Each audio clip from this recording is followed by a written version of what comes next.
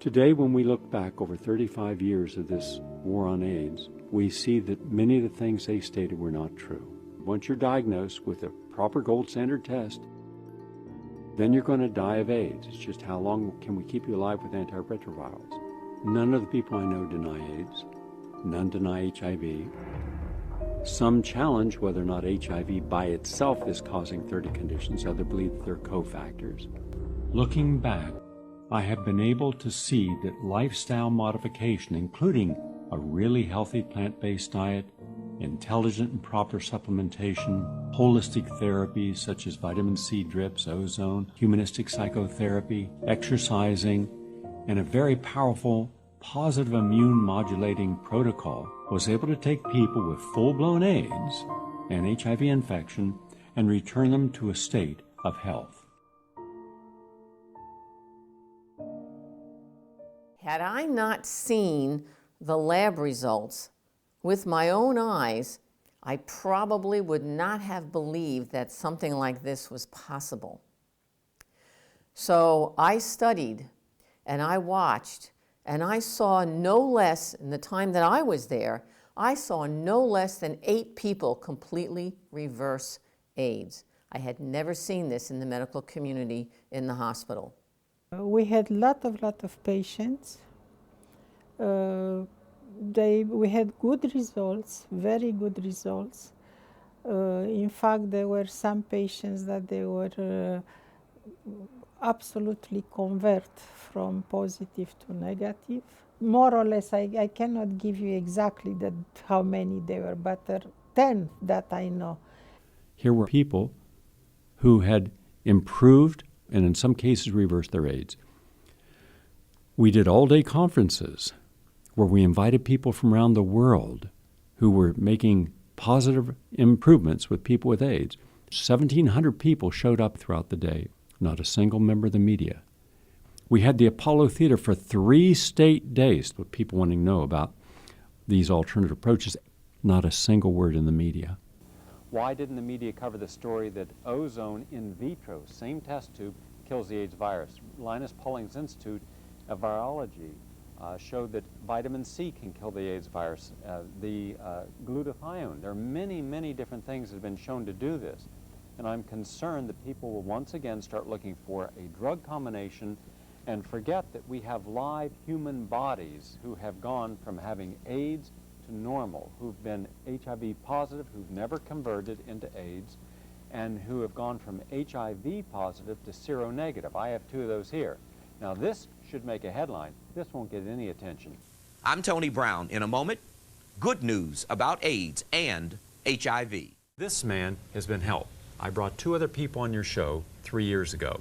They're both alive and well and continue to remain seroconverted. Now let's talk about this man. This man, you say, is the benefactor of your protocol. But you have in your hands medical documents. He has had blood workup done every 6 months for 8 years.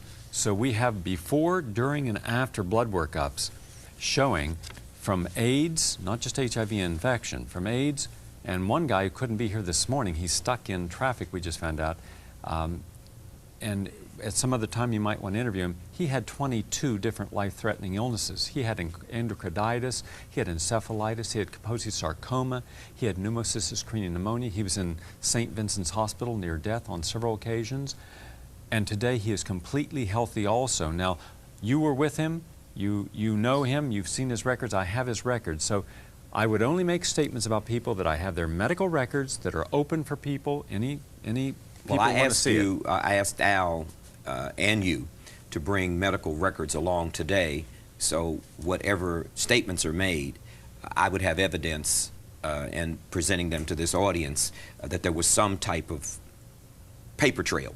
Get to our guests today. We'll call them Jack and Joan because they do not want to be identified. And we're going to talk to them about their conditions, and then maybe you can tell us what's being done to help them. To our guests who are in silhouette, Jack and Joan, when did you discover that you were HIV positive? I would say about a year and a half, 2 years. Mm-hmm. And I might point out that you're married. You're both married. Yes. Okay, and you started taking what kind of treatment? I had went to a doctor and they prescribed AZT. And I was on AZT for approximately 6 weeks, and I didn't feel much of a change. In fact, I was still tired. I still had the weight loss. I was hearing a lot of negative things about it, as well as feeling negative things about it. And I had attended a seminar and decided to get off the AZT, and I took a nutritional route. And I just made a big change in my diet. Big change in my diet, big change in my lifestyle. Now, what's the prognosis for both of you today? Well, I just want to say that I started out, you know, the first thing they tell you to do is to have your cell count taken, and I went from a 600, which is below normal, to 1,000, which is a normal cell count for anyone who is even not HIV. And I guess, you know, less than a year. We went to Gary's seminar and cut out everything as far as anything that would be bad for you: sugar, caffeine, drinking, smoking. And my husband went from having like no T cells to a very positive test now that I guess Gary will explain to you that it's not active at all. Yes, I think we'll turn to The most Sonal now. important Yes, thing you here have is this. record here. This is a test from Roche Biomedical Laboratories, which is division of Hoffman Roche. Turn This, it is, around a little bit this more. is an official blood chemistry test. This shows that, and here's what's important, and this is why we're not talking about a test tube and stopping a virus in a test tube. These are live human beings. Their physician, using a holistic protocol, and this is a regular Orthodox doctor, in a year, this person went from HIV positive active virus to P24 antigen test negative, HIV antibody positive. That means the HIV to have no antigen 24 means you have no active HIV active in the body. All you have is the antibody. Now, that means this person has made substantial improvement. And this should be getting some attention because it shows, and this is not the only person, there are many people like this. That means that you feel that you want to do acupuncture or you want to do vitamin C drip or ozone or hyperthermia or whatever, that you should be allowed to do it. Unfortunately, the way things are set up, we don't allow that. The most important thing is I feel some hope. I feel like it's not a death sentence, because that's what I felt I had until I started doing this on my own. And probably the thing that makes me the most angry is that my doctor still denies that this can work. I would say the quality of my life is better today than it was 10 years ago. I think I'm more focused. I have more energy. I see more purpose to my life. I don't really get depressed a lot.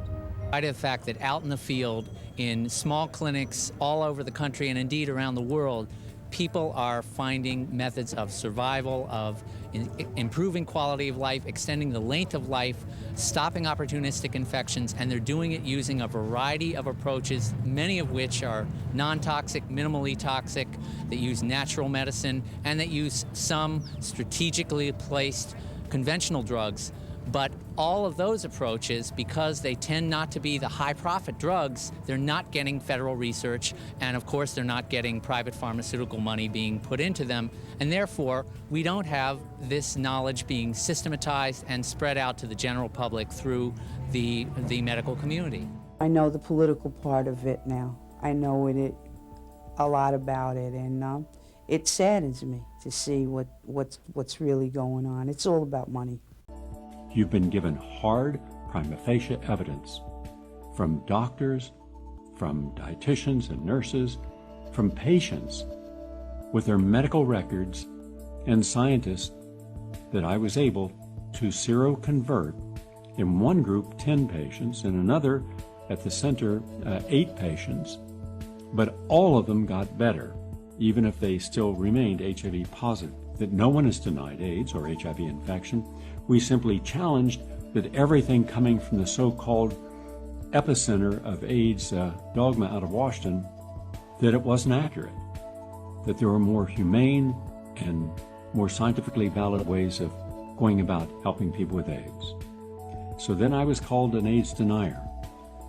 Imagine that. And those people will never apologize. They were wrong, and I've shared the truth and the proof with you. Thank you for watching.